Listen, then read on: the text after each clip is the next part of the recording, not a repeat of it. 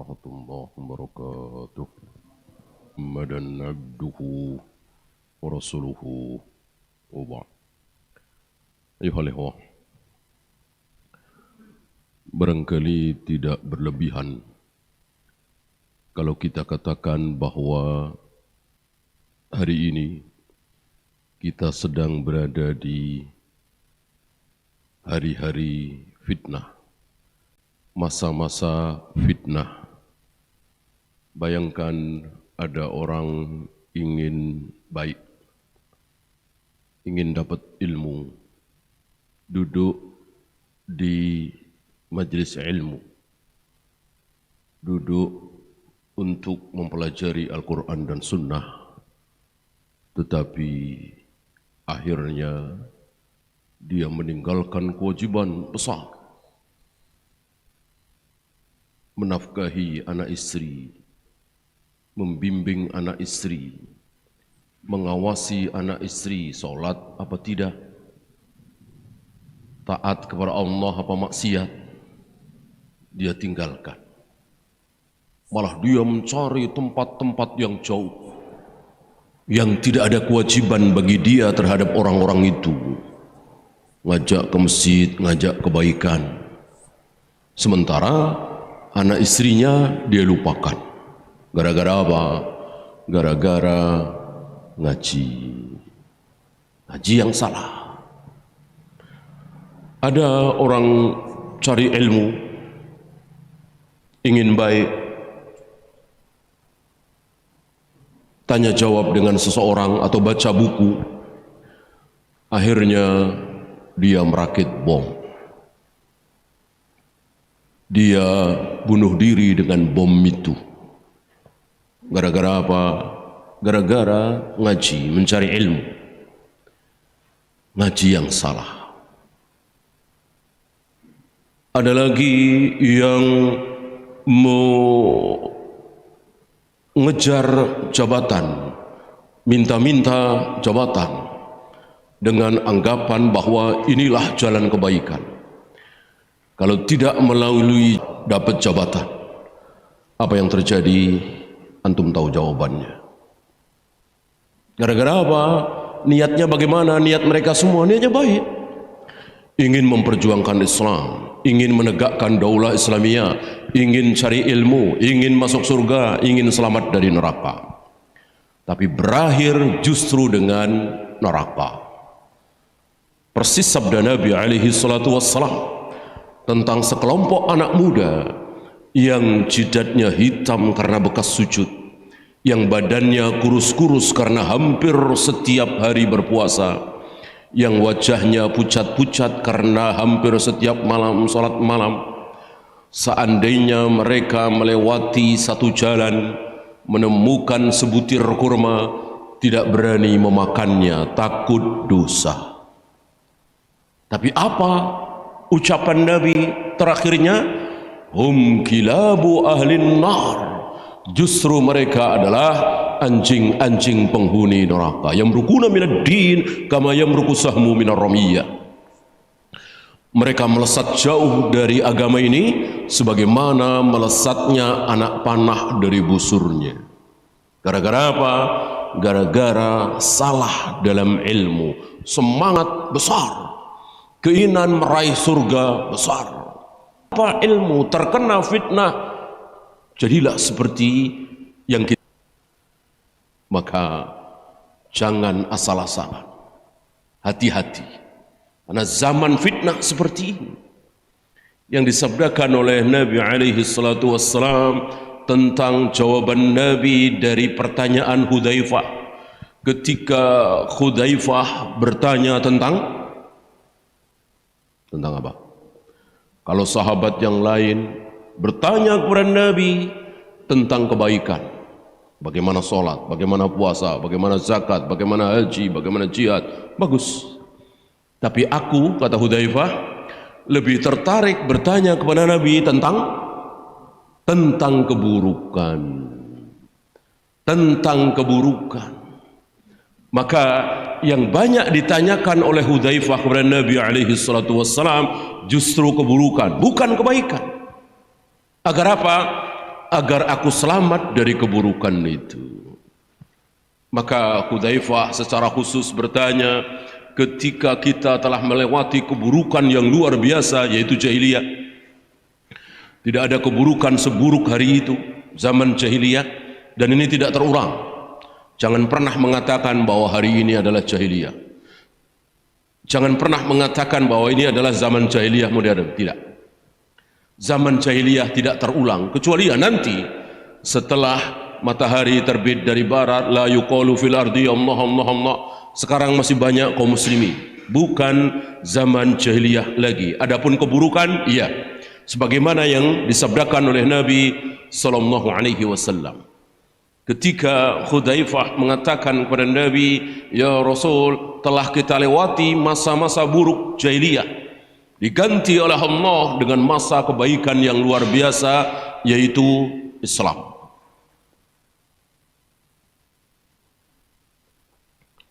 Setelah kebaikan yang luar biasa ini, apakah akan muncul lagi keburukan? Nabi menjawab, ya apa tidak? Iya. Akan muncul keburukan, bukan muncul jahiliyah lagi, zaman jahiliyah lagi, bukan ya. Tapi akan ada keburukan. Akan muncul keburukan setelah kebaikan ini.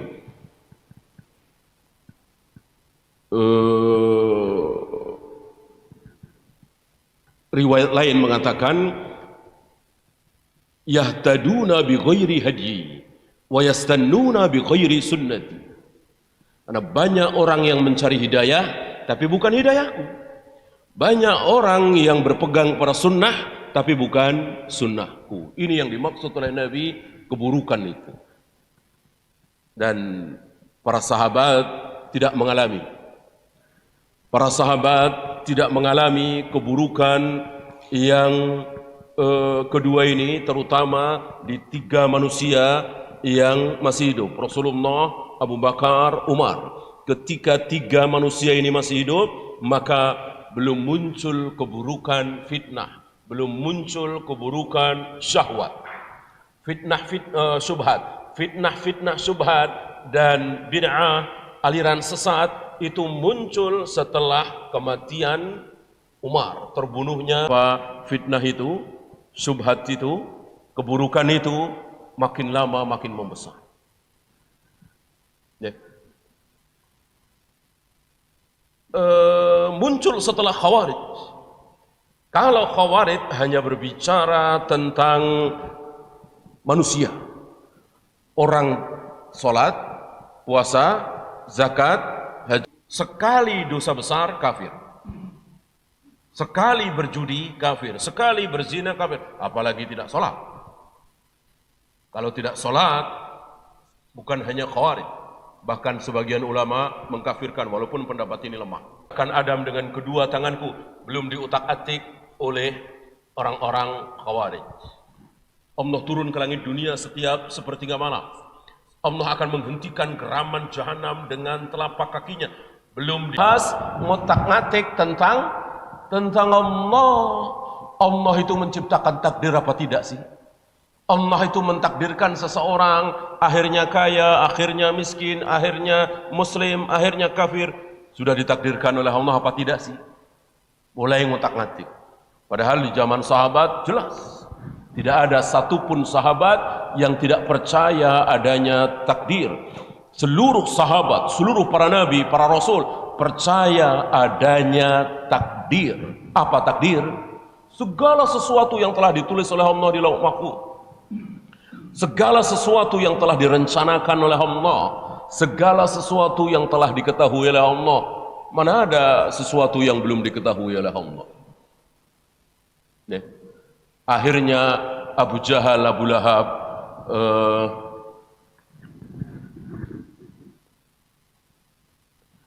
akhirnya Abu Jahal, Abu Lahab kafir, tidak beriman kepada Nabi. Itu sudah diketahui oleh Allah apa belum? Sudah. Kalau belum tahu ya bukan Tuhan Allah. Allah sudah tahu. Kalau akhirnya Abu Jahal, Abu Lahab ini kufur terhadap Nabi SAW, gak ada pembahasan nih. Para sahabat tahu, mulai diutak-utik oleh kelompok kedua ini. Apa? Qadariyah. Qadariyah. Dimulai dari orang yang sangat buruk bernama Ma'bad al-Juhani. Ini masih zaman sahabat. Artinya para sahabat masih ada, masih banyak yang hidup. Ya, kita tahu ada 4 firqah, ada 4 aliran, ada 4 kelompok sesat yang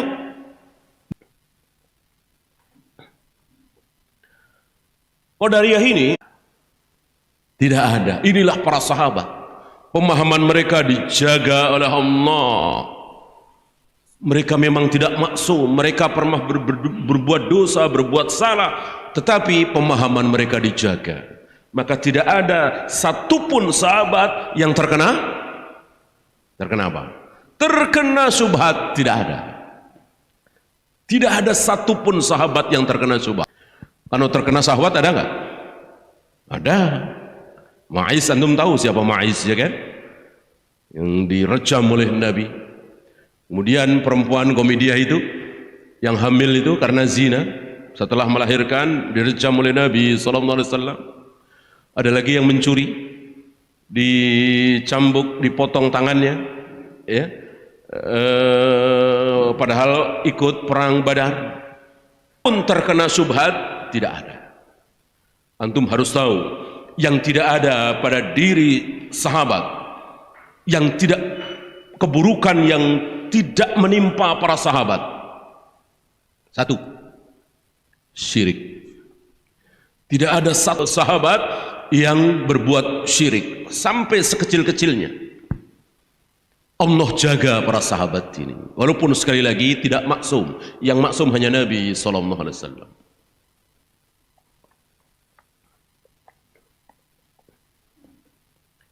Yang kedua, yang tidak ada pada diri sahabat apa? Pertama, terkena syirik. Kedua, terkena bid'ah. Tidak ada sahabat yang melakukan bid'ah, kemudian bid'ah itu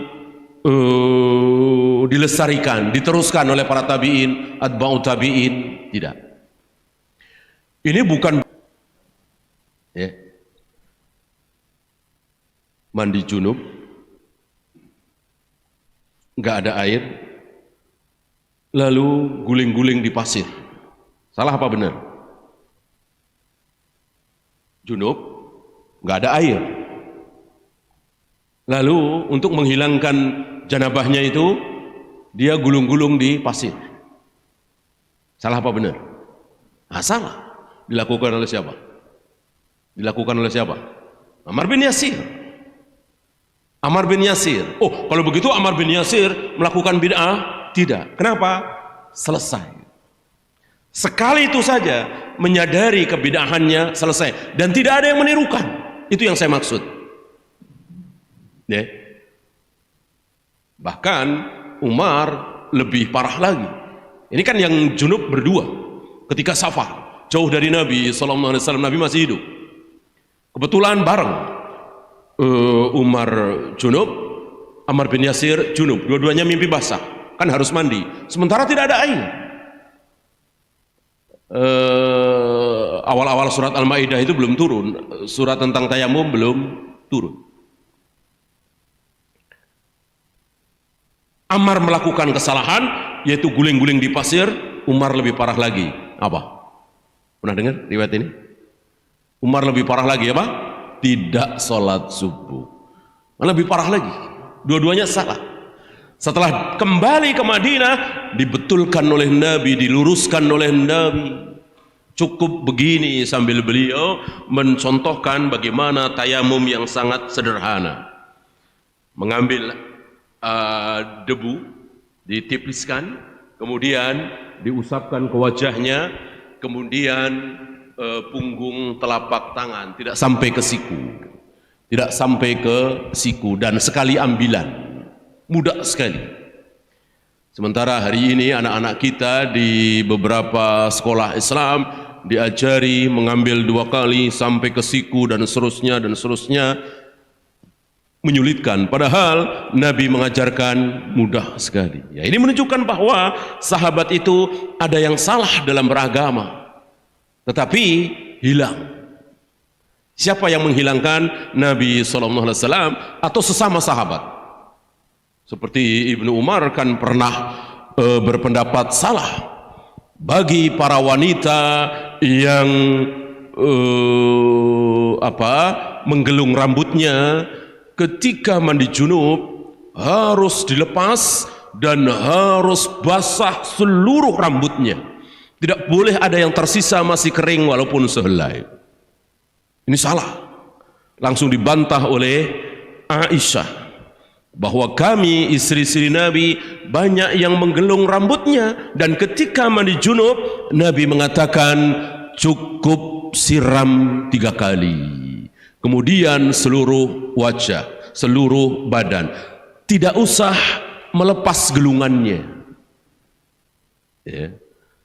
Ini kesalahan Ibnu Umar diluruskan oleh Aisyah, dan begitulah para sahabat saling meluruskan, saling mengingatkan.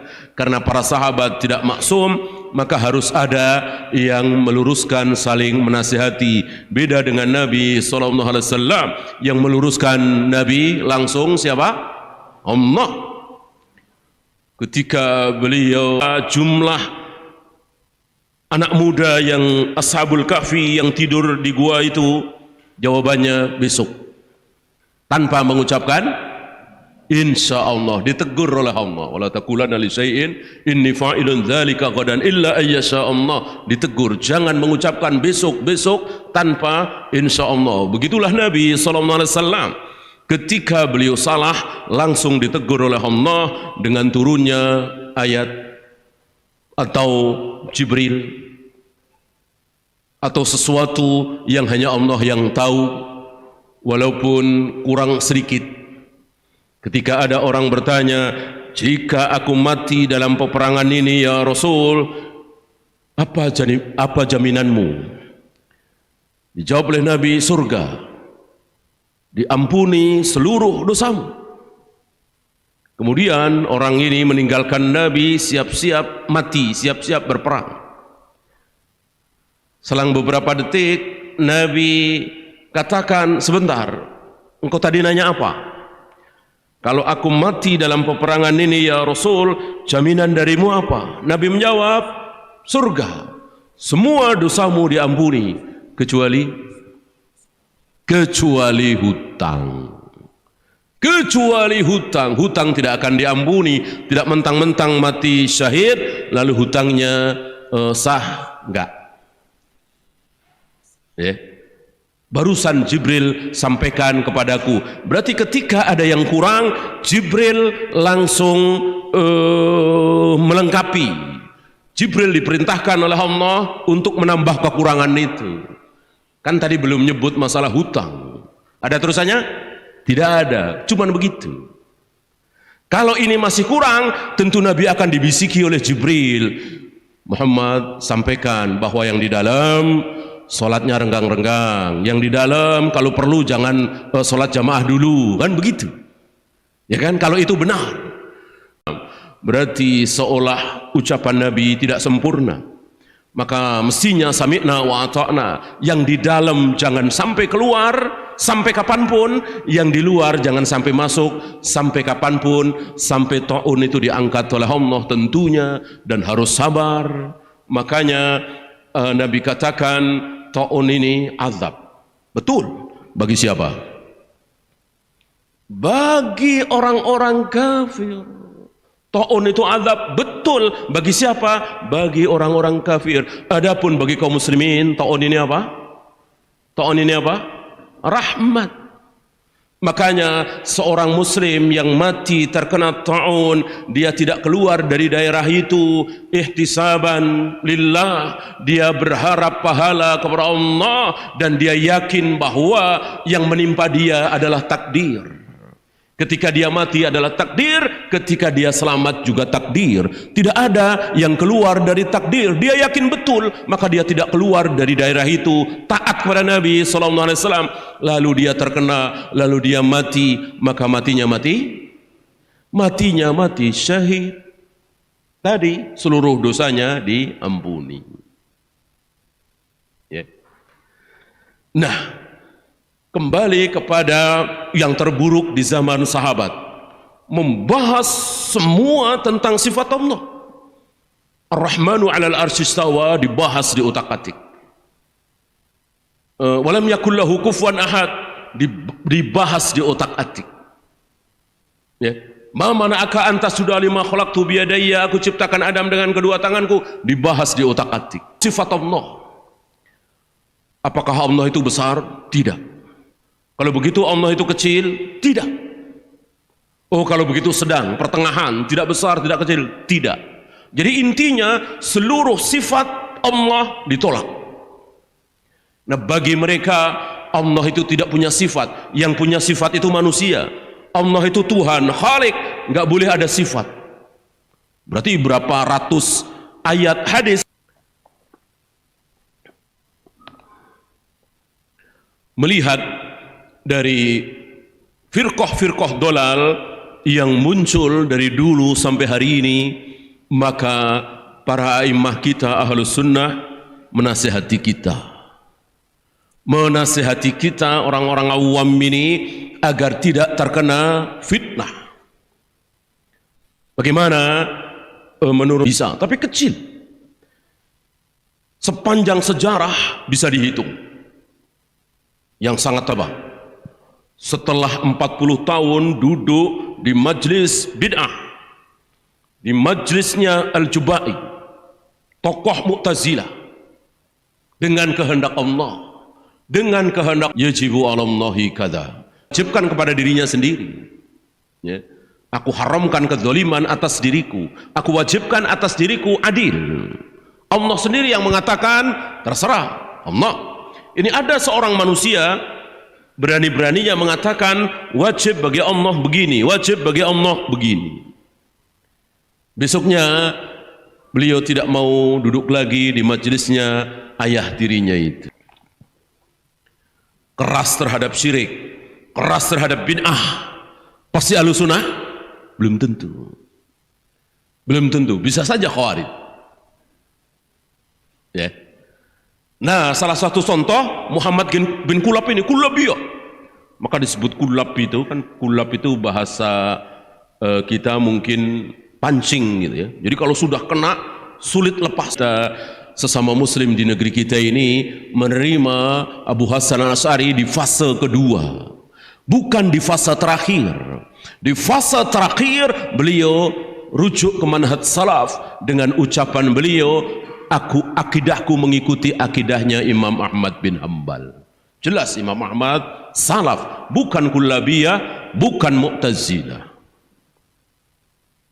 Ya. Nah, yang sampai ke negeri kita itu, yaitu sifat 20, wujud, qidam, baqo, dan seterusnya, ini di fase kedua. Di fase ketiga beliau bertobat, dan ada saksinya.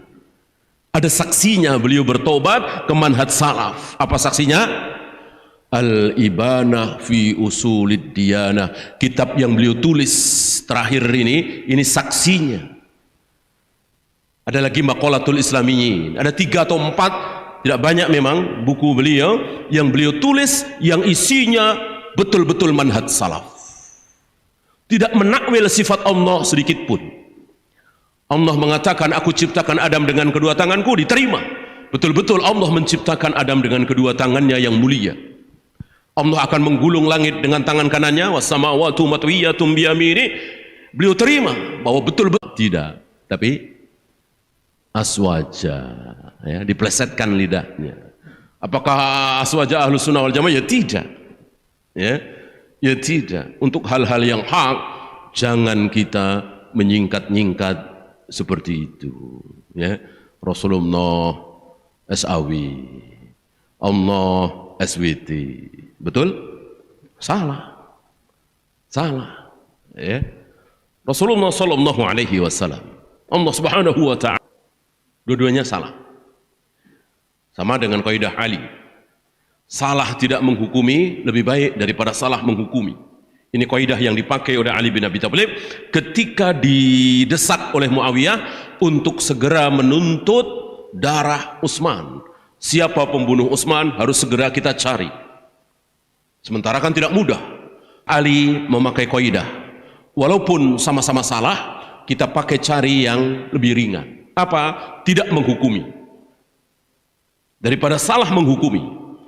Si fulan salah, mestinya dihukum. Tidak dihukum. Salah kan? Tapi lebih baik. Nggak suka kepada, saya tahulah gitu ya. Saya tahu. Dan ternyata pengetahuan saya meleset. Ternyata dia bersih akidahnya, dia bersih manhajnya. Tapi saya nggak mau duduk di majelis dia. Waktu genting, sudah tidak ada jalan keluar lagi. Kita serahkan semuanya kepada yang di atas. Lihat. Padahal dia tidak tahu tentang Ar-Rahmanu 'alal arsy istawa. Dia tidak tahu ayat ini, 7 ayat dalam Quran, puluhan sabda Nabi yang tegas mengatakan bahwa Allah berada di atas langit, di atas arsy, bukan menempel di arsy ya, di atas arsy. Kenapa? Karena dia tidak ngaji subhat. Sementara antum tahu sarjana perguruan tinggi Islam itu membahas ini. Kalau Allah berada di atas arsy, berarti, ada kata-kata berarti, ya, berarti namanya tempat lebih besar dari yang menempati. Saya duduk di kursi ini lebih besar dari saya. Kita ada di masjid ini, berarti masjid ini lebih besar dari kita. Kita ada di rumah, berarti rumah lebih besar dari kita. Kalau Allah bersemayam di arsy, berarti arsy tentu lebih besar dari Allah. Lihat, di otak-atik, ya. Apakah Nabi pernah mengatakan bahwa Allah lebih kecil dari arsy lebih besar dari Allah? Tidak ada. Allah maha besar, tidak ada yang lebih besar dari Allah. Dan Allah berada di atas arsy, bersemayam di atas arsy, terserah Allah. Tidak usah diutak-atik, kita hanya di semua, tapi isinya suka-suka dia. Mu'tazilah kan suka-suka dia. Asy'ariyah suka-suka dia. Ya. Apakah Allah menciptakan Adam dengan kedua tangannya? Allah punya kedua tangan? Asy'ariyah menjawab, iya. Tapi, ada tapinya. Tapi apa? Tapi tangan yang dimaksud bukan tangan menurut bahasa kita sehari-hari. Apa? Ditakwil. Kekuasaan atau wallahu alam. Wallahu alam enggak boleh. Ya, tafwid itu tidak boleh untuk arti. Tafwid itu untuk hakikat. Ya. Maka mengatakan bahwa betul Allah bersemayam di atas arsy. Allah berada di atas arsy. Betul Allah turun ke langit dunia setiap sepertiga malam. Tapi yang dimaksud turun di sini bukan turun menurut bahasa kita sehari-hari. Lalu apa? Wallahu a'lam. Betul Allah akan menggulung langit dengan apa? Dengan tangan kanannya. Wassamawati matwiyatum biyamini. Tapi yang dimaksud tangan di sini, yang dimaksud menggulung di sini bukan tangan menurut bahasa kita, bukan menggulung menurut bahasa kita sehari-hari. Lalu apa? Wallahu a'lam. Ya. Betul bahwa Allah akan menginjakkan telapak kakinya ke jahanam, lalu jahanam yang teriak-teriak menjadi diam. Tapi yang dimaksud menginjak di sini adalah bukan menginjak menurut seperti bahasa kita sehari-hari. Lalu apa? Wallahu a'lam. Jadi semuanya wallahu a'lam. Betul apa salah? Salah. Nabi tidak mengatakan wallahu a'lam. Para sahabat tidak mengatakan menginjak ya menginjak, turun ya turun, wajah ya wajah, tangan yang tangan. Yang wallahu a'lam apanya? Hakikatnya, wajahnya seperti apa? Wallahu a'lam. Sebesar apa? Wallahu a'lam. Caranya seperti apa? Wallahu a'lam. Adapun turun, semua orang tahu turun itu apa. Tangan, semua orang tahu tangan itu apa. Jangan bilang tangan wallahu a'lam. Ya. Maka ada a'immah yang pernah ditanya oleh orang awam ketika beliau menyampaikan wa kana arshuhu 'alal ma'. Ars Allah itu berada di atas, ars Allah itu berada di atas air. Iblis tahu, maka iblis ingin menyaingi, maka iblis membikin singgasananya di tengah air, di tengah lautan. Hadis tentang talak, antum tahu ya. Wa kana arshuhu 'alal ma. Syahini menyampaikan sabda Nabi ini bahwa ars Allah berada di atas air. Ya. Lalu ada yang bertanya, ya Syekh, maksudnya apa? Ars Allah ada di atas air, maksudnya apa? Si Syekh ini balik bertanya, engkau tahu di atas? Tahu. Engkau tahu air? Tahu. Ya, apa yang ditanyakan? Udah jelas. Ars Allah di atas air, apa yang mau ditanyakan? Di atas tahu, air tahu. Kecuali antum nggak tahu air, saya kasih tahu air itu begini. Di atas itu apa? Engkau nggak tahu, aku sampaikan. Engkau sudah tahu di atas, engkau sudah tahu air. Apa yang harus aku syarahkan lagi? Sudah jelas. Ya. Kita imani bahwa ars Allah ada di atas air. Airnya seperti apa? Itu yang wallahu a'lam. Warnanya seperti apa? Yaitu wallahu a'lam.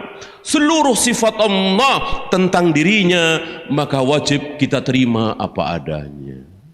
Dan ini jauh lebih selamat, lebih menenteramkan hati kita. Kita berandai-andai. Ketika kita bandingkan kita dengan orang-orang yang menolak sifat Allah. Berandai begini ya.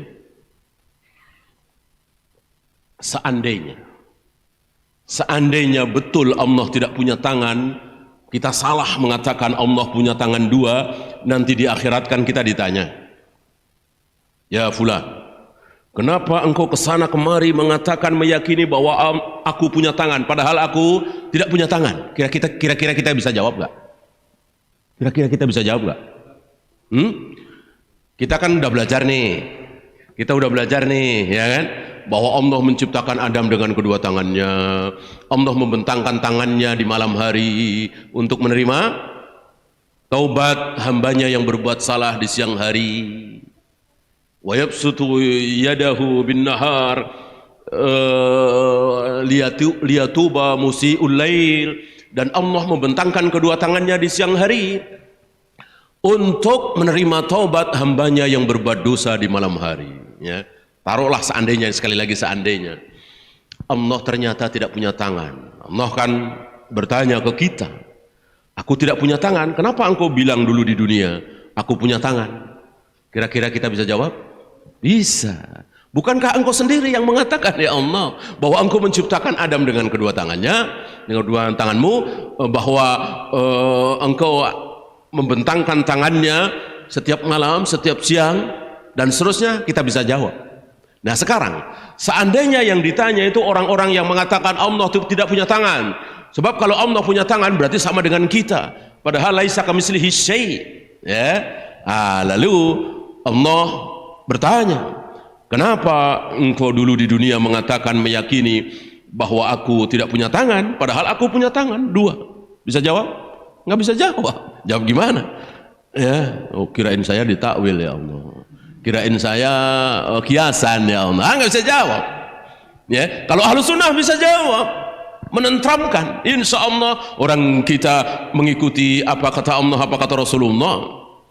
Kalau Allah betul tidak punya tangan, sementara Allah mengatakan kepada iblis, kenapa engkau tidak mau sujud kepada Adam? Padahal Adam aku ciptakan langsung dengan kedua tanganku. Adam aku telah ciptakan langsung dengan kedua tanganku. Padahal Allah tidak punya tangan. Berarti Allah apa? Bohong ya kan? Orang nggak punya tangan kok mengucapkan aku telah ciptakan Adam dengan kedua tanganku. Maha suci Allah dari kebohongan.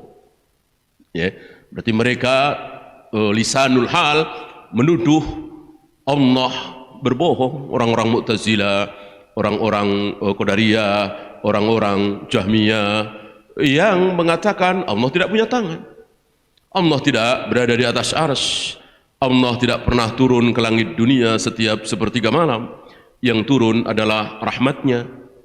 Berarti mereka menuduh Allah bohong. Waliyadu billah.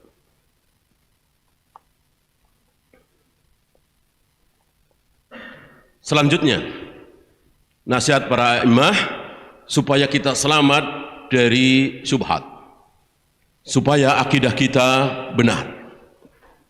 Apa?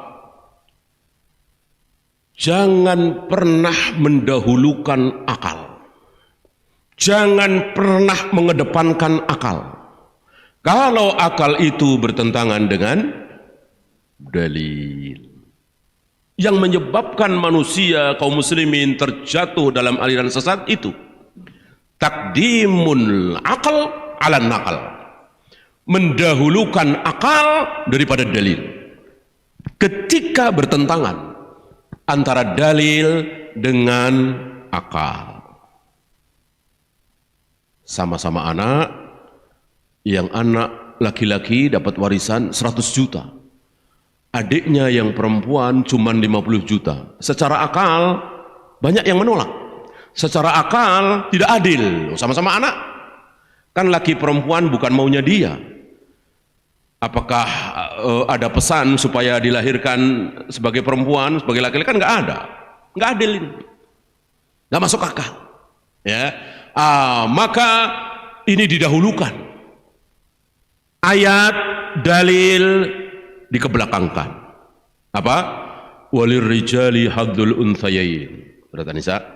Warisan bagi anak laki-laki adalah 2 kali lipat dari anak perempuan. Ini dikalahkan. Demi apa? Demi akal. Itu yang membuat kita jatuh, terperosok ke dalam jurang kesesatan, firqah. Akal dimenangkan kalau bertentangan.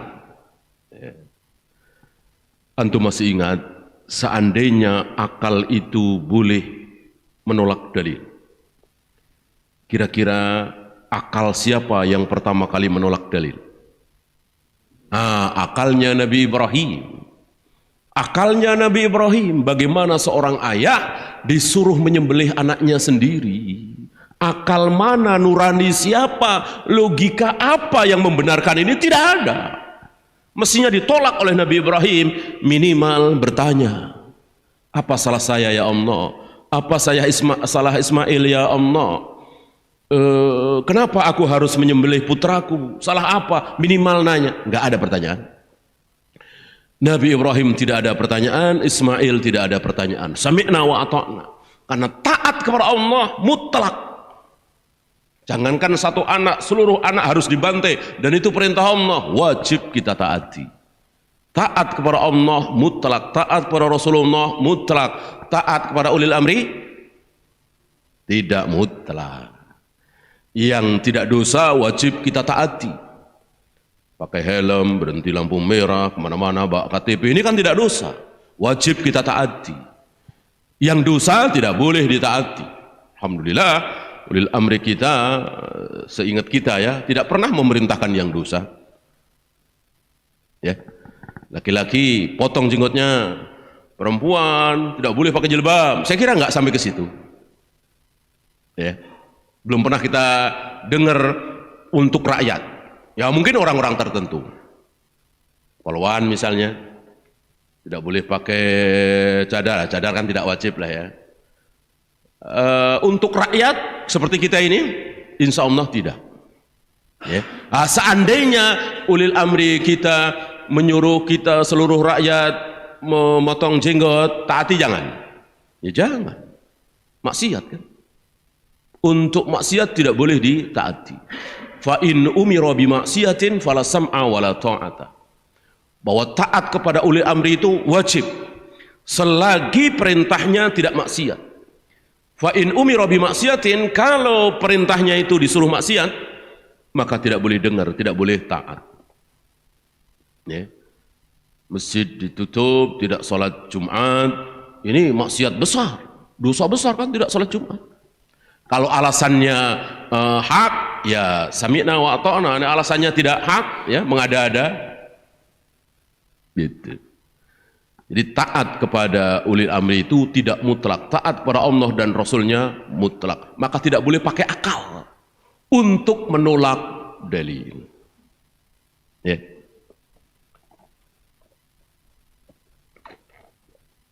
Walaupun akal itu bagus sekali, pendapat itu bagus sekali, tapi kok bertentangan dengan akal, harus kita tolak. Bertentangan dengan dalil, harus kita tolak.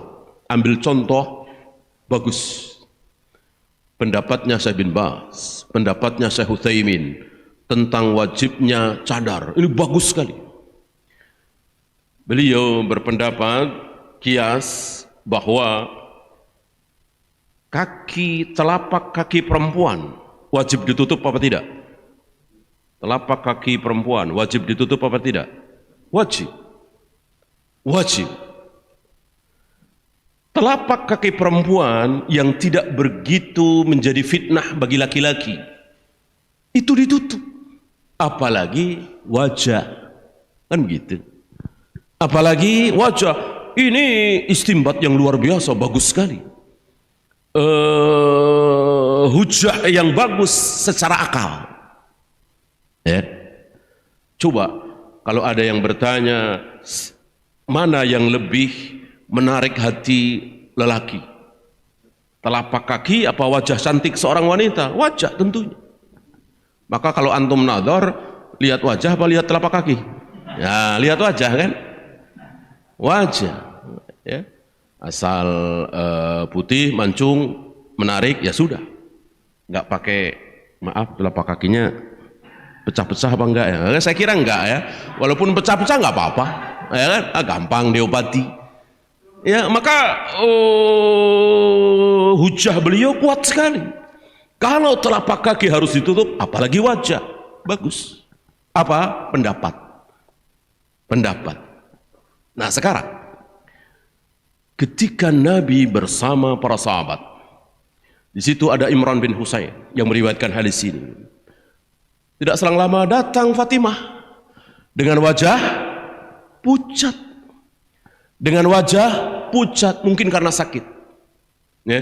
Lalu Nabi letakkan tangan beliau yang mulia ke dada Fatimah. Seketika wajah Fatimah memerah, tidak pucat lagi. Kira-kira Fatimah pakai cadar apa tidak? Enggak, kalau pakai cadar enggak mungkin ada kalimat seperti itu. Mana ada pakai cadar kelihatan pucat dan tidaknya. Kan mata doang, itu pun sedikit sekali. Ya, ini pendapat apa dalil?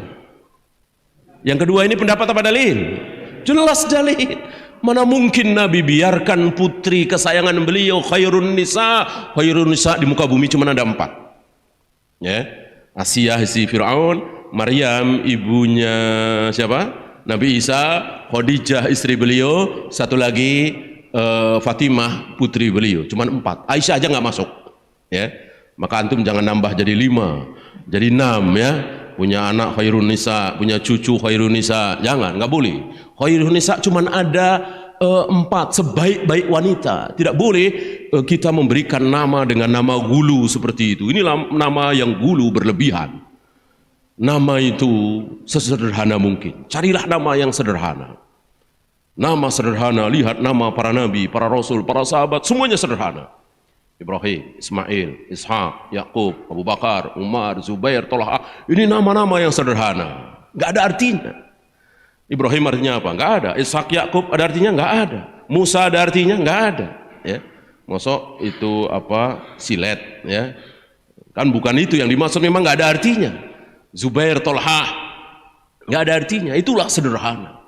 Nama-nama para nabi, para rasul, para sahabat, namanya sederhana. Tapi orangnya luar biasa. Orangnya luar biasa. Itulah para sahabat, para nabi, para rasul, namanya sederhana, orangnya luar biasa. Ini kebalikan kita, ya. Namanya luar biasa. Oh, khairun nisa, nurul yakin, nurul mustafa. Ini luar biasa. Cahaya langit dan bumi, cahaya agama, luar biasa. Orangnya biasa-biasa aja, ya, malah cenderung maksiat. Kadang jamaah sering terbengkalai, subuh sering kesiangan, kadang-kadang berbuat maksiat. Nah, ikuti para nabi, para rasul, para sahabat, nama yang sederhana saja. Nah, bikin orangnya yang luar biasa. Ya. Nah, ini dalil bahwa Nabi membiarkan putri beliau tercinta Fatimah tidak menutup wajahnya dengan cadar. Kalau ini wajib, berarti Fatimah berdosa. Apa iya Nabi biarkan putrinya berdosa? Gak mungkin, ini dalil. Maka walaupun Syekh bin Baz, Syekh Utsaimin dan pendapat itu saya akui luar biasa. Seandainya belum ada dalil, barangkali ya. Seandainya tidak ada dalil, sudah ada dalil. Idza waradal athar batalan nadhar. Kalau sudah ada athar, ada dalil, batal itu semua pendapat. Mau Syekh Albani, mau Syekh bin Baz, mau Imam Syafi'i sekalipun, bahkan mau Abu Bakar dan Umar. Kalau bertentangan dengan qala Allah wa qala Rasul. Apa ada? Ada. Tentu tahu bagaimana Abu Bakar dan Umar tidak membolehkan haji tamattu. Haji tamattu itu tidak ada. Ini kan terkenal ucapan beliau berdua kan, Abu Bakar dan Umar. Salah apa benar? Salah apa benar? Salah. Nabi membolehkan haji tamattu. Antum jangan bertanya apa iya sekelas Abu Bakar dan Umar nggak tahu tentang hadis haji tamattu. Ini ucapan yang buruk. Siapapun bisa salah apapun. Yang tidak mungkin salah sekali lagi hanya Nabi SAW. Selain Nabi salah, Allah biarkan. Tapi kalau Nabi yang salah langsung ditegur seperti tadi, maksud. Tapi yang salah bukan Nabi, Abu Bakar misalnya, Umar misalnya, Allah biarkan. Ketika Nabi sudah wafat ya, Allah biarkan. Maka Allah menggerakkan sahabat-sahabat yang lain untuk membenarkan. Nah, disinilah tampil Ibnu Abbas, tampil Ibnu Mas'ud, meluruskan ucapan Abu Bakar Umar yang salah itu, bahwa sebetulnya haji tamattu itu ada.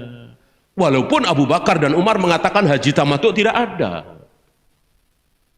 Maka kan sempat marah Ibnu Abbas kepada seorang tabi'in yang terus memegangi ucapan Abu Bakar dan Umar.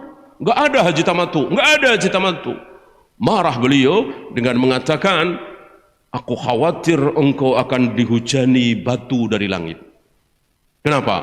Qultu qala Allah wa qala Rasul. Qultum qala Abu Bakar wa Umar.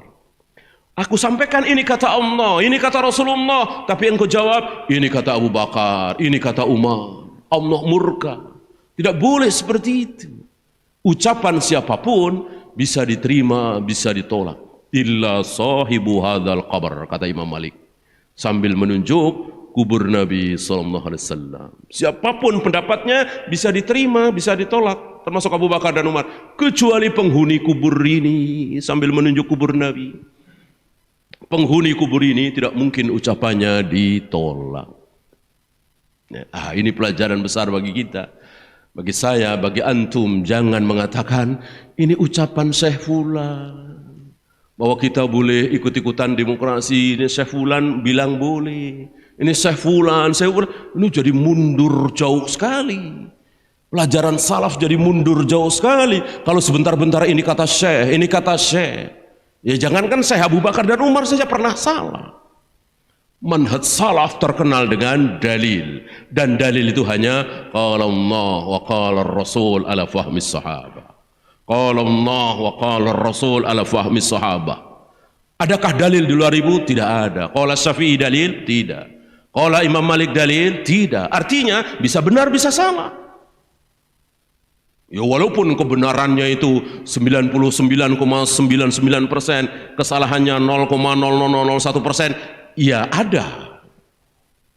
Dan sepanjang sejarah kan dicatat oleh para ulama kesalahan-kesalahan para imam itu, dan lumayan fatal.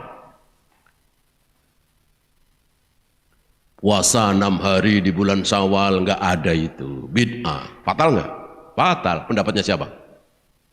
Lalu di Al-Muwatta Imam Malik, kan terkenal Imam Malik pendapatnya begitu sampai beliau wafat. Beliau belum rujuk dari pendapat itu, bahwa puasa 6 hari di bulan Syawal itu nggak ada. Nikah tanpa wali, wanita tidak pakai wali, nikah sah. Fatal apa tidak? Fatal. Kata Nabi, pelacur itu nikah. Kata Nabi, pelacur itu yang pada berzina itu sebetulnya nikah, cuman kurang satu, tanpa wali. Subhanallah. Padahal Nabi tidak pernah bergaul dengan pelacur, tidak ada komplek pelacuran. Tapi Nabi tahu, diberitahu oleh Allah bahwa pelacur-pelacur itu ketika mereka berzina pakai mahar apa tidak? Pakai mahar apa tidak? Ya pakailah, nggak mau kalau nggak kasih mahar. Kasih duit apa kalau bukan mahar? Ya. Pakai hijab kabul apa tidak? Pakai hijab kabul apa tidak? Pakailah. Nggak mungkin nggak pakai hijab kabul, ya. Main bopong aja gitu kan misalnya, nggak mungkin. Pakai ijab kabul, tawar menawar, mau apa enggak sekian dan seterusnya. Pakai ijab kabul. Ijab kabul itu mau apa enggak kan gitu kan? Aku nikahkan engkau dengan si fulanah, mau apa enggak gitu. Ijab kabul, iya sama saya terima, itu ijab kabul. Nah, pelacur pakai ijab kabul. Pakai saksi apa tidak? Pakai saksi apa tidak? Iya, di komplek pelacuran kan banyak temennya. Saksi itu kan? Banyak temennya, saksi masuk kamar dilihat oleh 2 orang laki-laki atau 4 orang perempuan, mudah. Di komplek pelacuran ada pasti. Terakhir, pakai wali apa tidak? Ini sedekah Rasulullah sallallahu alaihi wasallam. Nggak mungkin para pelacur itu melacur di komplek pelacuran bawa-bawa abangnya, bawa-bawa ayahnya, nggak mungkin ya kan? Nggak mungkin. Sedekah Rasulullah sallallahu alaihi wasallam. Ini parah. Wanita sah nikah walaupun tidak atas izin ayahnya, abangnya, adik laki-lakinya, pamannya dan seterusnya, tanpa wali sah. Ini parah separah-parahnya. Pendapat siapa? Abu Hanifah, Imam Hanafi, ya. Itulah manusia. Ilmu beliau luar biasa, kita nggak ada apa-apanya. Tapi kalau salah ya salah. Apakah kita yang nggak ada apa-apanya ini dari alif sampai ya pasti nggak mungkin kita tahu kebenaran, beliau-beliau tahu kebenaran? Tidak, tidak. Ya nggak usah. Kita ambil yang lebih ekstrim. Ya. Ada di antara ulama-ulama itu yang sekelas Nabi Sulaiman. Ada nggak kira-kira? Ulama sekelas Nabi Sulaiman. Ada nggak kira-kira? Nggak ada. Pasti di bawah Nabi Sulaiman. Nggak ada ulama sekali berapapun, bahkan Abu Bakar dan Umar tidak mungkin sampai ke derajat Nabi. Ya, Nabi Sulaiman. Ada di antara kita yang bodoh ini, yang baru belajar ini, lebih buruk dari seekor burung? Ada nggak? Insya Allah enggak. Manusia, kita semua ini, apapun keadaannya, lebih mulia dari burung. Lebih mulia dari burung. Jelas itu. Nah, ada sesuatu Nabi Sulaiman nggak tahu, si burung tahu. Burung hudhud. Tahu kisahnya kan? Ya itu, jelas. Jelas. Saya teringat ketika salah satu ustadz agak maju mundur, ketakutan mau mengkritik Syekh Musa apa Syekh Ali, lupa saya, sebenarnya Syekh Musa ya. Beliau mengucapkan kalimat yang salah, menurut saya salah, menurut si ustadz ini salah juga, nggak tepat lah. Tapi mau ngomong maju mundur di akhir muhadharah itu, di sesi tanya jawab itu. Nah, ketika maju mundur, beliau Syekh Musa mengatakan, engkau tidak lebih rendah dari seekor burung. Hudhud. Aku tidak mungkin lebih tinggi, bahkan sejajar juga tidak mungkin dengan Nabi Sulaiman. Nabi Sulaiman tidak mengetahui sesuatu, sementara burung hudhud mengetahui sesuatu, dan itu sudah terjadi dan itu wajar. Maka jika engkau mengetahui apa yang tidak aku ketahui, wajar sekali. Aku tidak mengetahui apa yang engkau ketahui, itu wajar. Di sini banyak yang tidak paham, terutama sebagian saudara-saudara kita yang tidak diajari manhaj. Seolah kalau kiai itu pasti lebih benar dari muridnya, apapun yang terjadi. Seolah kalau syekh itu dalam segala hal pasti lebih benar dari masyarakat awam. Ini yang harus dihilangkan. Pendapat seperti ini. Jangan sampai penyakit ini melanda kita. Sebagian salaf, sebagian duat, ini memprihatinkan. Ayatnya jelas. Jangan menyamakan antara muslim dengan kafir. Jangan menyamakan antara laki dengan perempuan. Jangan disamakan. Di demokrasi disamakan apa dibedakan? Kalau demokrasi, laki dan perempuan disamakan apa dibedakan? Sama. Nyoblos suaranya satu. Berhak memimpin, berhak memilih, berhak dipilih. Apa ada kaidah demokrasi wanita tidak boleh jadi pemimpin? Enggak ada. Enggak ada. Ada kaidah dalam demokrasi ahli maksiat tidak boleh mencalonkan diri? Enggak ada. Enggak ada. Ada kaidah dalam demokrasi bahwa orang-orang kafir tidak boleh mencalonkan diri, tidak boleh memilih? Enggak ada. Kita mau ikut-ikutan cara seperti itu? Waliyadzubillah. Mana mungkin membawa keberkahan masuk ke dalam sesuatu yang jelas-jelas melanggar syariat Islam. Islam membedakan.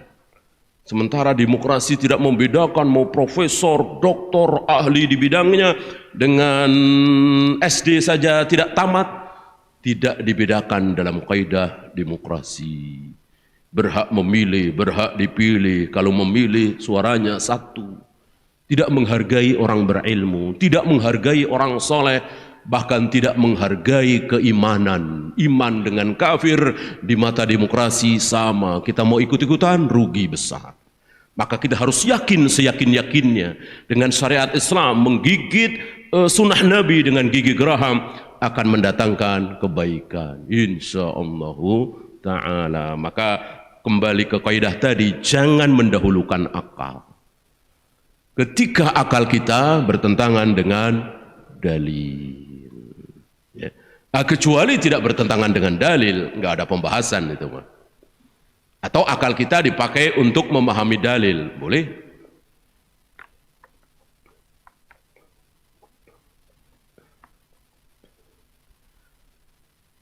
Sebaik-baik sholat adalah di rumah, kecuali sholat wajib. Salat wajib di masjid, salat sunat, qobliyah, ba'diyah kalau bisa di rumah, itu yang lebih baik. Kita fahami sabda Nabi ini dengan akal. Boleh apa tidak? Boleh kalau untuk memahami. Kenapa kita salat sunat, ibadah sunat disuruh di rumah? Agar menjaga diri dari riya, pamer. Itu. Karena ibadah itu yang bisa kita tutupi. Ya. Maka Nabi seringkali mencontohkan salat subuh seger. Salat subuh seger. Padahal beliau kan pasti berdiri berjam-jam sebelum salat subuh itu. Tapi kenapa segar? Ditutupi oleh beliau dengan tidur sebentar sebelum qomat atau sebelum azan. Agar apa? Agar seger kembali. Dalam rangka apa? Menutupi ibadah sunatnya itu. Ya. Nah, ucapan Nabi sebaik-baik salat sunat di rumah, ini kita fahami dengan dalil dalam rangka menutupi. Hari itu di rumah kita banyak tamu karena ada mau hajatan misalnya, saudara-saudara pada datang. Ya. Kita mau sholat ba'diyah zuhur misalnya, di masjid sudah nggak ada orang, sudah sepi. Ya. Pertanyaan saya, mana yang lebih baik ini, sholat di masjid apa di rumah? Ba'diyah ya ini? Ya tentu di masjid. Karena sabda Nabi itu illat. Ingat kaidah, al-hukmul mu'allal taduru bil hikmah, bir'illah. Hukum yang ada alasannya, ketika alasan itu hilang, maka hukum itu hilang. Nabi mengatakan sebaik-baik salat sunnah itu di rumah, karena ada alasannya. Untuk apa? Untuk menyembunyikan ketaatan di hadapan manusia. Kalau wajib kan tidak bisa disembunyikan.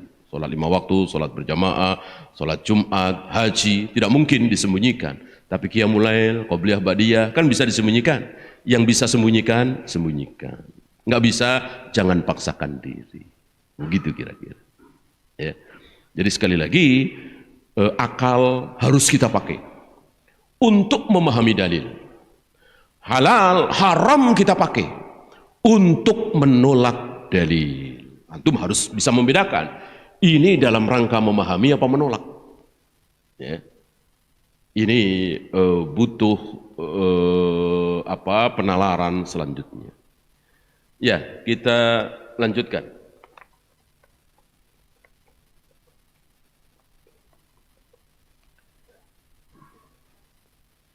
Agar kita tidak terjatuh ke dalam firqah, kemudian sampai kepada akidah yang sesat, jangan pernah memakai kias dalam masalah dua hal. Dalam dua hal ini jangan pernah memakai kias. Apa? Kira-kira dua hal itu. Satu, akidah. Dalam hal akidah, akidah kita adalah tauhid, jangan pernah memakai kias. Kalau masalah hukum-hukum ini boleh apa tidak, bukan kita, Nabi sendiri yang mengajarkan kias. Ketika Umar bertanya kepada Nabi, "Ya Rasul, bagaimana hukum mencium istri ketika aku berpuasa?" Nabi menjawab apa? Boleh apa tidak boleh begitu? Tidak. Nabi balik bertanya, "Gimana menurutmu kalau engkau berpuasa kumur-kumur? Siang hari berpuasa kumur-kumur." Nah, begitu kira-kira. Jadi mencium istri di saat berpuasa itu dikiaskan oleh Nabi dengan kumur-kumur. Artinya dua-duanya harus berhati-hati. Jangan mentang-mentang boleh. Apalagi pengantin baru, masih muda, ya kan? Maka harus berhati-hati. Walaupun boleh, begitu juga kumur-kumur, ya. Jangan mentang-mentang boleh, kumur-kumur seenaknya sambil ngedongak, gelek masuk, nah batal. Maka harus hati-hati. Apa ini? Apa ini? Kias. Berarti kias itu ada. Untuk ini boleh apa tidak, ini halal apa haram, kias. Yang tidak boleh membahas tentang akidah. Bagaimana surga, bagaimana neraka, bagaimana sisa kubur, bagaimana Allah bersemayam di atas arsy, bagaimana Allah turun ke langit dunia setiap sepertiga malam. Ini tidak boleh pakai kias. Itu kesalahan sebagian Mu'tazilah, Qadariyah. Kalau Allah bersemayam di arsy, nanti, nah itu kias tuh. Kalau Allah turun ke langit dunia, nanti arsy Allah kosong dong, nah itu kias tuh. Nggak boleh pakai kias. Nggak boleh pakai kias. Dalam masalah akidah. Satu lagi dalam masalah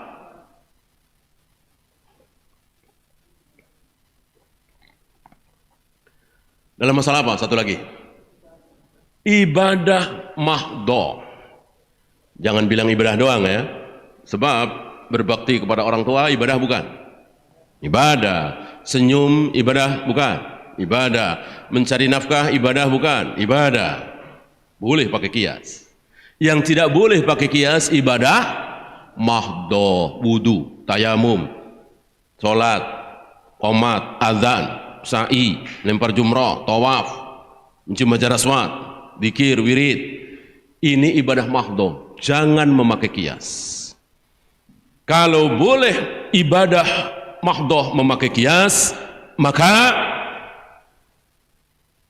qobliyah Jumat ada, qobliyah Jumat ada. Sementara Nabi tidak pernah contohkan. Sebagian saudara-saudara kita yang melakukan sholat qobliyah Jumat itu mengkiaskan dengan qobliyah duhur. Kan duhur ada qobliyahnya, Jumat pengganti duhur, ya otomatis ada qobliyah duhur, ada qobliyah Jumat. Kias namanya. Bolehkah? Tidak boleh, karena sholat masuk ibadah mahdhah. Tidak boleh pakai kias. Harus ada contoh dari Nabi SAW. Setidaknya para sahabat. Ketika para sahabat melakukan, iya.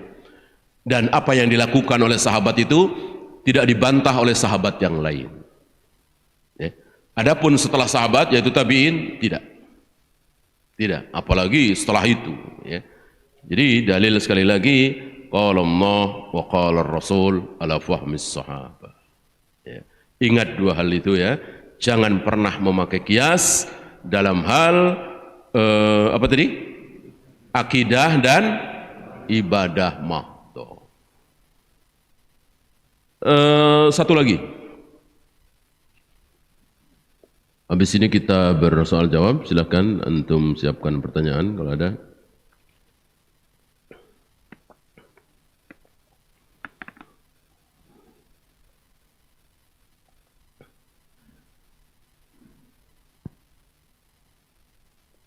Pelajarilah kaidah.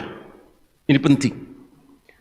Sebab orang yang hanya tahu dalil, tidak tahu kaidah, besar kemungkinan dia terjatuh dalam kesalahan.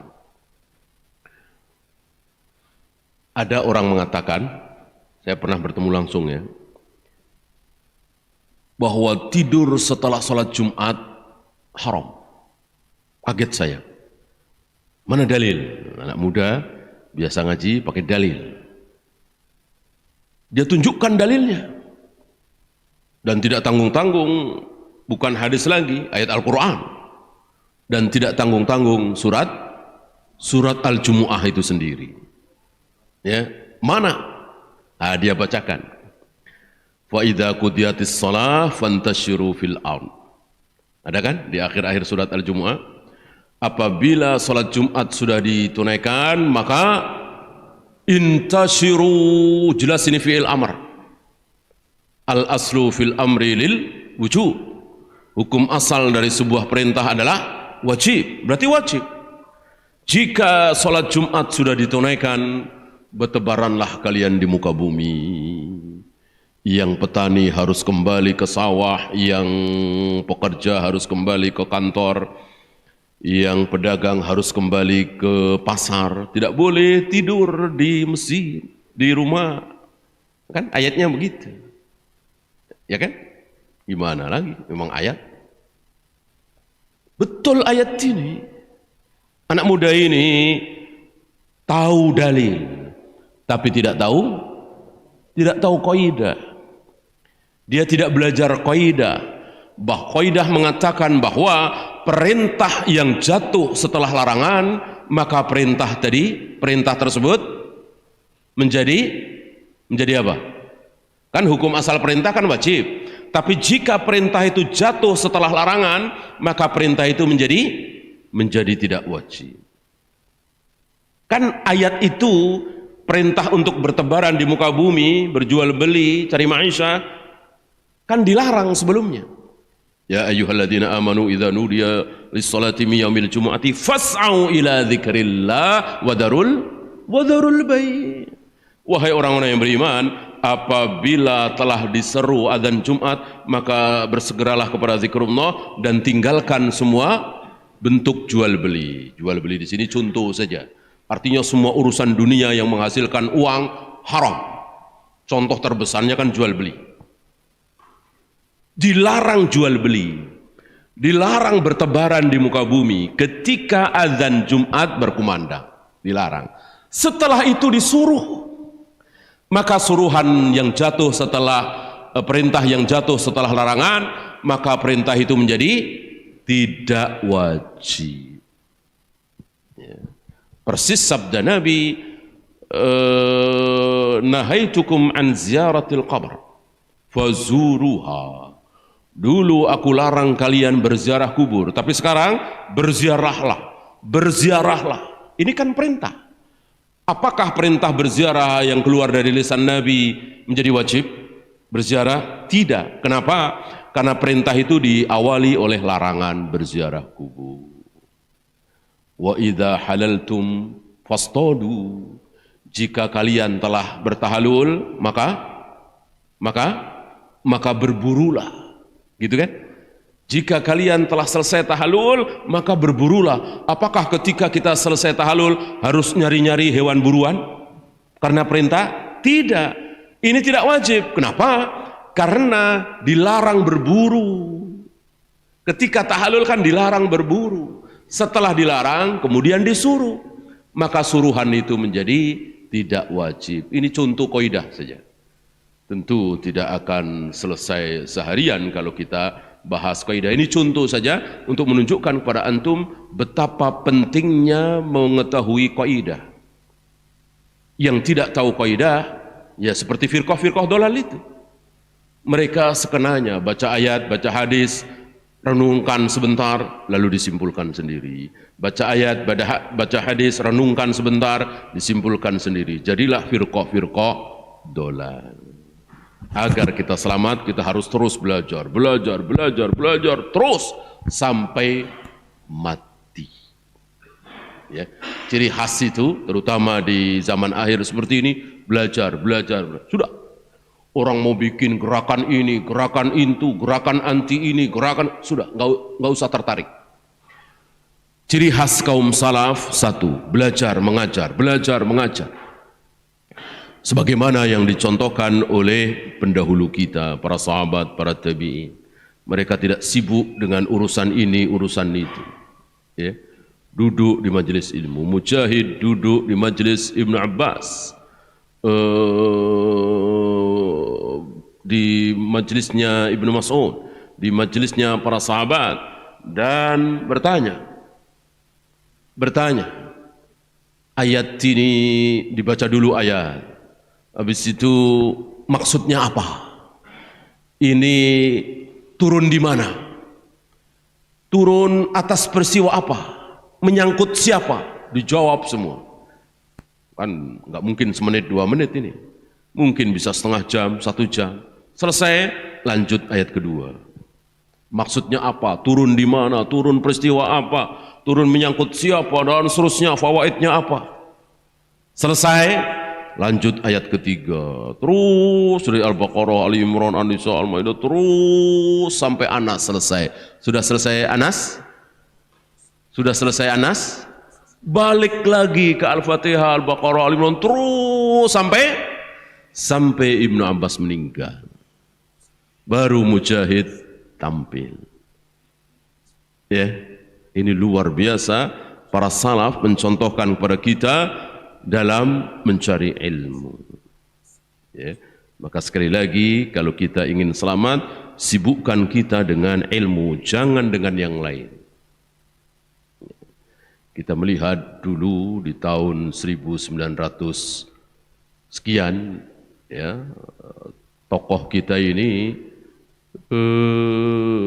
memberantas syirik, memberantas bid'ah, tahayul. Mereka istilahkan dengan TBC, tahayul, khurafat, bid'ah. Ya. Walillahil hamd. Banyak kesyirikan yang diberantas, bid'ah yang diberantas. Ya. Kemudian sibuk bikin rumah sakit, sibuk bikin klinik, sibuk bikin universitas, sibuk se-Indonesia luar biasa. Akhirnya lupa ini, ya. Ya tentu punya rumah sakit, punya klinik tidak buruk, tapi lupa. Ya. Bahkan yang bisa belajar, yang bisa bahasa Arab saja jarang sekali.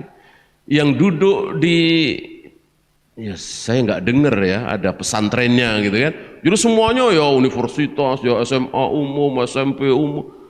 Jadi agama sudah nomor sekian. Ya, jangan sampai salaf bernasib seperti itu. Nanti kita kaum salaf, kalau toh salaf itu ada yang punya rumah sakit, ya pribadi aja. Gitu ya. Jangan kemudian mengatasnamakan, walillahil hamd, sampai hari ini salaf memang tidak ada apa seperti yang lain ya, ormas ini, ormas itu. Salaf tidak, karena salaf memang bukan ormas, enggak ada ADART-nya kecuali qala Allah wa qala Rasul. Tidak ada pemimpinnya yang sami'na wa ata'na kita terhadap beliau kecuali Rasulullah sallallahu alaihi wasallam. Gitu ya. Wallahu a'lam. Ya, kita lanjutkan dengan soal jawab. Silakan, ada pertanyaan?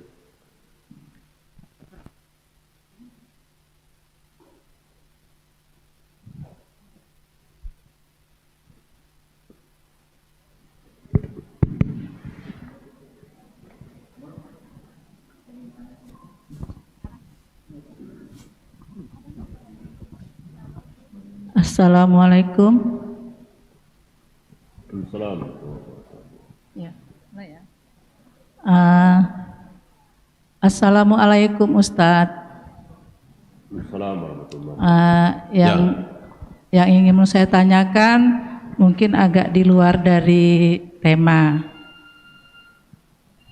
Begini Ustadz, saya dulu pernah ada ikut suatu pengajian. Terus ada sesi tanya jawab seperti ini. Jadi saya dulu bertanya begini Ustadz. Ustadz, saya bilang, saya di samping ngaji di situ, saya ada pengajian dekat rumah. Saya bilang, sebaiknya saya lanjut ikut pengajian itu atau gimana ya Ustadz? Terus Ustadz tuh menjawab gini, Bu, ibu itu seperti berada di satu kapal, kaki ibu sebelah di kapal ini, sebelah di kapal itu, jadi ibu lama-lama terjatuh, katanya gitu. Terus yang ingin mau saya tanyakan Ustadz, saya kan di Salafi ini belum begitu rutin ya Ustadz. Masalahnya kan kadang-kadang kalau ada kendaraan, saya pergi ngaji di sini kadang-kadang, tapi nggak rutin gitu Ustadz. Jadi kalau saya ke kampung halaman saya kan di Tebing. Di situ banyak saudara-saudara saya. Jadi saudara saya situ rata-rata di Muhammadiyah. Jadi kalau saya ke Tebing, ya saudara-saudara yang mengajak gitu ya ikut pengajian situ. Jadi apakah itu nanti saya seperti yang dibilang Ustadz dulu ya, ibu jangan ikut pengajian sana sini, nanti ibu seperti naik kapal, kaki ibu satu di kapal sini, satu di kapal, jadi ibu terjatuh. Jadi saya mohon penjelasan Ustadz. Salah saya kalau misalnya saya tuh ke Tebing itu ikut juga pengajian Muhammadiyah gitu. Itu aja Pak Ustadz, terima kasih. Assalamualaikum warahmatullahi wabarakatuh. Assalamualaikum warahmatullahi wabarakatuh. Bukan masalah pengajiannya, tetapi yang ngajarnya itu. Kalau ada 5 pengajian, 5 ustadz, semuanya bermanhaj salaf, ahlus sunnah wal jamaah, mengikuti pemahaman Rasul dan para sahabat, ya 5-5-nya kita ikuti. 5-5-nya kita ikuti. Walillahil hamd. Insyaallah di Medan ini banyak ustadz-ustadz salaf. Kalau tidak tahu bisa tanyakan barangkali kepada suami, kepada mungkin ada anak yang lebih dulu ngaji. Gitu. Jangan langsung menilai sendiri. Wah ini bagus. Lihat di YouTube, wah ini bagus. Lihat di televisi, wah ini bagus. Karena tertarik dengan gaya bahasanya saja, dengan penyampaiannya saja. Ini yang bahaya. Ya, minimal kita bertanya kepada yang sudah ngaji salaf duluan. Ya. Tapi kalau bukan salaf, walaupun satu, nggak usah ngaji. Kembali kepada kaidah tadi, lebih baik tidak ngaji daripada ngaji tapi salah, daripada ngaji tapi menyebabkan kita terkena syubhat. Seperti orang-orang awam itu. Karena orang-orang awam yang tidak ngaji itu biasanya berjalan sesuai dengan fitrah. Fitrah manusia yang Allah ciptakan. Salah satunya tadi, nggak pernah duduk di majelis salaf, tapi nggak pernah dengar ayat-ayat tadi, Ar-Rahmanu 'alal 'arsy istawa, tapi sesuai dengan fitrahnya. Kita serahkan semuanya kepada yang di atas. Karena secara fitrah kita semua manusia mengakui bahwa Allah itu berada di atas. Lihat saja ketika berdoa. Ya, kita tengadahkan tangan kita, orang Mu'tazilah yang mengatakan Allah tidak di atas tapi ada di mana-mana, mereka berdoa dengan menengadahkan kedua tangannya ke atas. Ya. Kalau di mana-mana ya mestinya di mana-mana ya, berdoa begini. Berdoa begini, ini menunjukkan mengakui bahwa Allah itu di atas. Sebagaimana jawaban Jariyah, budak perempuan itu. Antum pernah dengar barangkali kisah anak muda bernama Hamzani. Di hadapan seorang tokoh Asy'ariyah yang bawa ayat, bawa hadis mengatakan bahwa Allah tidak di atas.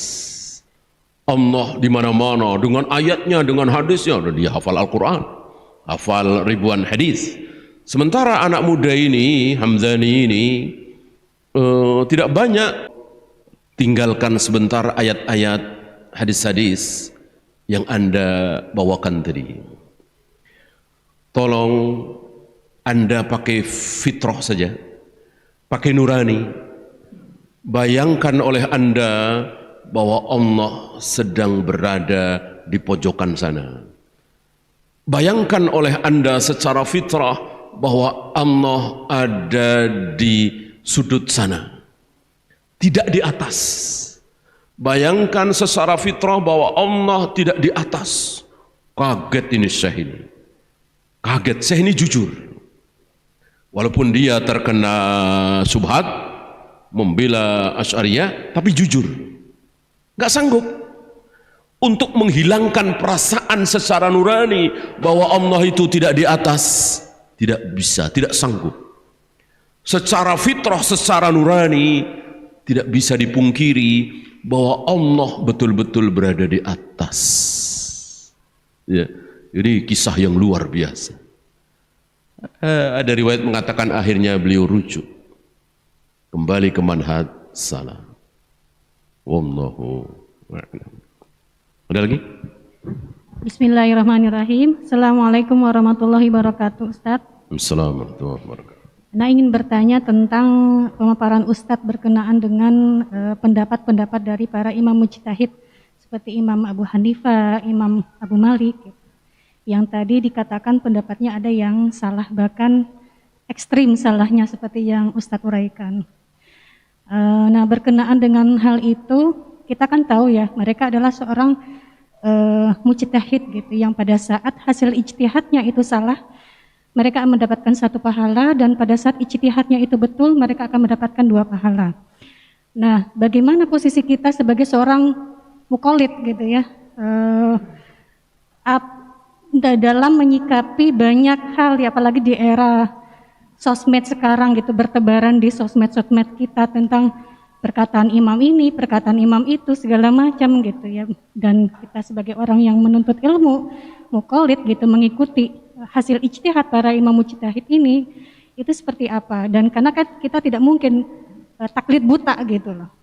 Karena ini berkaitan dengan perkara halal dan haram gitu ya, perkara syariat Islam gitu. Bagaimana sikap kita sebagai seorang muqallid menyikapi pendapat-pendapat para imam mujtahid tadi gitu. Sekian Ustaz. Assalamualaikum warahmatullahi wabarakatuh. Assalamualaikum warahmatullahi wabarakatuh. Beda antara mujtahid dengan muqallid. Mujtahid seperti imam-imam yang saya sebutkan tadi dan salah. Imam Abu Hanifah salah fatal mengatakan bahwa nikah tanpa wali sah, puasa 6 hari di bulan Syawal tidak ada, kata Imam Malik, dan seterusnya dan seterusnya. Kalau itu diambil karena berijtihad, maka beliau bukan dapat dosa tapi dapat pahala 1. Sementara kalau ijtihadnya benar dapat pahala 2. Siapa? Mujtahid. Sementara kita, saya, antum bukan mujtahid, jauh. Maka ketika kita coba-coba berijtihad benar, akhirnya dosa walaupun benar. Dosa, karena kita telah mengambil hak seorang mujtahid, bukan hak kita. Enggak beda seperti anak kita mencuri, misalnya. Anak kita mencuri, kita ingin mengamalkan dalil. Wasariqu wasariqatu faqta'u aydiyahuma. Pencuri, baik laki atau perempuan, maka potonglah tangannya, jelas ayatnya. Kita ingin mengamalkan ayat itu, anak kita mencuri dan sudah nisab, ya, banyaklah, mungkin 50 juta, 30 juta, kan sudah di atas nisab jauh. Kita ingin mengamalkan ayat itu, kita ambil golok, kita potong tangan anak kita, kira-kira kita dapat pahala pada berdosa? Hah? Dosa apa pahala? Dosa. Kenapa? Padahal mengamalkan ayat. Karena itu bukan hak kita, ayat itu bukan untuk kita. Ayat itu wasariqu wasariqatu faqta'u aydiyahuma, ayat itu Allah wajibkan kepada ulil amri, pemimpin kita yang bisa membuat hukum. Kok tidak diterapkan? Dosa besar. Kita tidak, bahkan kita mengamalkan malah berdosa. Wa'iddu lahum mastata'tum min quwwatin, persiapkan oleh kalian pasukan perang untuk menakut-nakuti musuh Allah dan musuh kalian, bikin angkatan perang. Saya ingin mengamalkan ayat ini, saya punya jamaah saya latih, saya persenjatai, mengamalkan ayat ini untuk persiapan jihad. Pahala apa dosa saya? Dosa. Karena ayat itu bukan untuk saya, bukan untuk antum, tapi untuk ulil amri. Antum harus tahu ya, ada ayat-ayat Al-Quran, ada hadis Nabi yang kita tidak boleh mengamalkan. Karena bukan untuk kita, tapi untuk ulil amri. Ya. Termasuk mengumumkan kapan satu Ramadan, kapan satu Syawal, itu bukan hak kita, tapi hak ulil amri. Maka ormas manapun, ulama sekaliber Imam Syafi'i, Imam Bukhari, Imam Abu Hanifah, tidak ada yang pernah mengumumkan besok satu Ramadan, besok satu Syawal, tidak. Karena beliau-beliau ini para ulama, mana ayat-ayat, hadis-hadis yang bisa kita amalkan, mana yang tidak boleh kita amalkan. Ada kaidahnya itu. Kembali belajar tentang kaidah. Maka pertanyaan tadi jawabnya tidak boleh gegabah dengan mengatakan lumayan kalau salah dapat pahala 1. Tidak boleh ya. Karena Islam itu melihat ketaatan prosedur, tidak melihat hasil ya. Walaupun hasilnya benar tapi caranya salah, Allah tidak terima.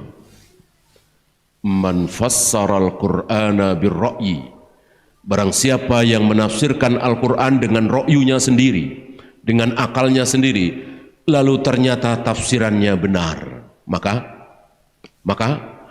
dia telah berbuat dosa. Lihat, padahal tafsirannya benar.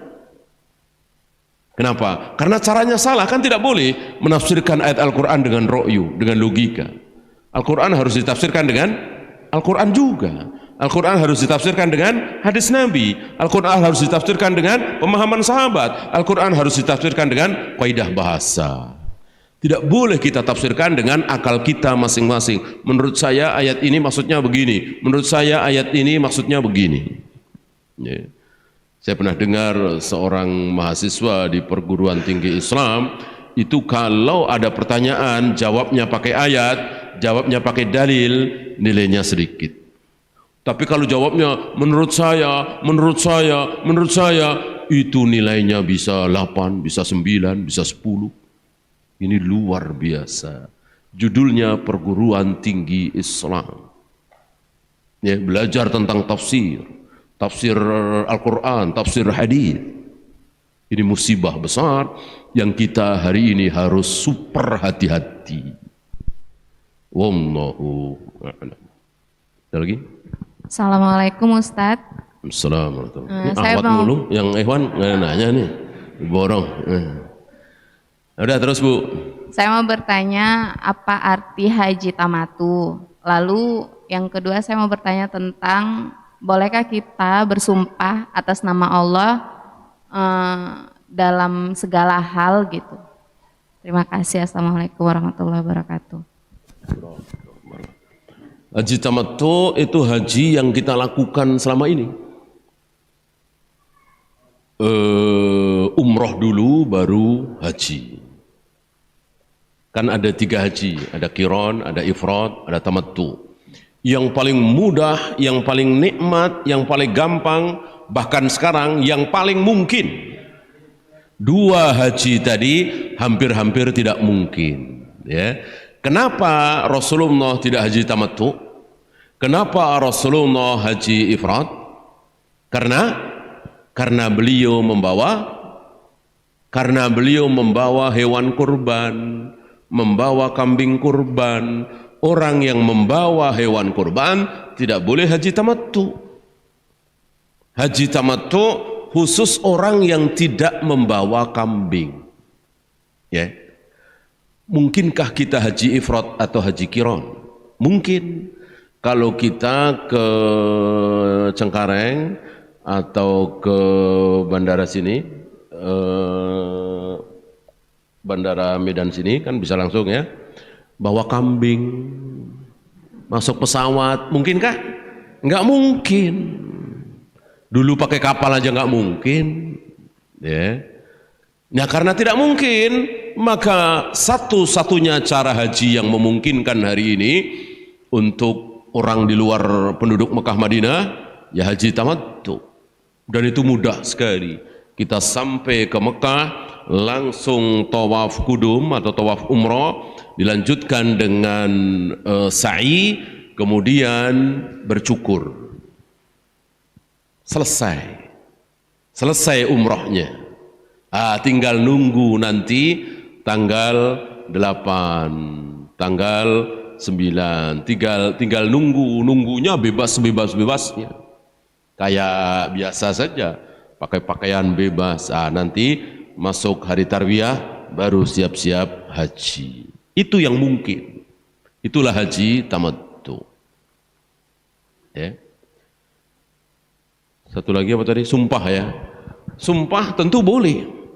Cuman jangan gampang-gampang bersumpah. Karena sumpah dicambuk 80 kali, ya kan?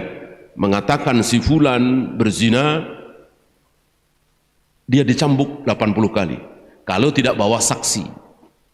Nah, seorang suami yang menuduh istrinya berzina di hadapan hakim, dia tidak dicambuk 80 kali asal dia melakukan li'an, bersumpah 4 kali plus 1 kali laknat Allah.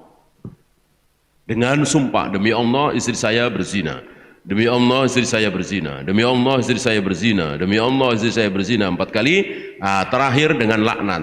Jika istri saya tidak berzina, jika saya salah tuduhan ini, saya siap dikutuk oleh Allah. Ini li'an namanya. Tentu dengan sumpah demi Allah. Adapun dagang, apalagi sekedar ketemu si fulan, ya, saya tadi ketemu artis demi Allah. Ngapain ketemu artis doang pakai demi Allah, ya kan? Jangan mudah-mudah bersumpah, ya. Walaupun hukum asalnya saya bersaksi demi Allah, kan bisa ini kan, bisa berwujud dua. Bersaksi dulu baru bersumpah, bersumpah dulu baru bersaksi. Nanti itu di akhir zaman orang terlalu banyak bersumpah. Di zaman sahabat tabi'in nggak usah pakai sumpah, orang percaya. Ya.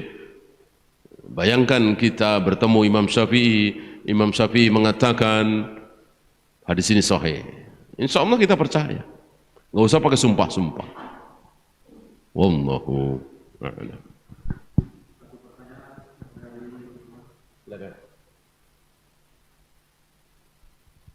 Ya, silakan satu pertanyaan lagi sebelum kita tutup. Assalamualaikum warahmatullahi wabarakatuh. Saya mau nanya Ustadz, apakah gugur kewajiban haji bagi wanita jika dia berangkat haji tanpa mahram, Ustadz? Tidak ada mahramnya lagi, Ustadz. Apakah lu gugur, Ustadz? Itu aja, Ustadz. Assalamualaikum warahmatullahi wabarakatuh. Assalamualaikum. Gugur, berarti wanita ini tidak mampu. Ada seorang wanita kaya raya, jutawan, tapi suaminya udah meninggal misalnya, ayahnya sudah tidak ada, abangnya nggak ada, intinya nggak ada mahram lah. Wajibkah dia berangkat haji? Tidak wajib. Berarti dia tidak mampu. Nah, tidak halal bagi seorang wanita muslimah yang mengaku beriman kepada Allah dan hari akhir bersafar 3 hari 3 malam. Di riwayat lain 2 hari 2 malam. Di riwayat lain 1 hari 1 malam. Wa laisa ma'aha dzu mahramin. Tanpa seorang mahram. Tidak halal berarti haram. Ya. Mungkinkah kita berangkat, seorang wanita berangkat haji umrah dengan melakukan yang haram? Ya tidak mungkin. Tidak mungkin. Sama dengan tidak mungkin, tidak boleh kita meraih keutamaan mencium Hajar Aswad, tapi dengan menyikut saudara kita, menyinggol lawan jenis. Kan tidak mungkin, tidak boleh. Untuk sesuatu yang Allahumma bihamdika asyhadu an la ilaha illa anta astaghfiruka wa atubu ilaik. Assalamualaikum warahmatullahi wabarakatuh.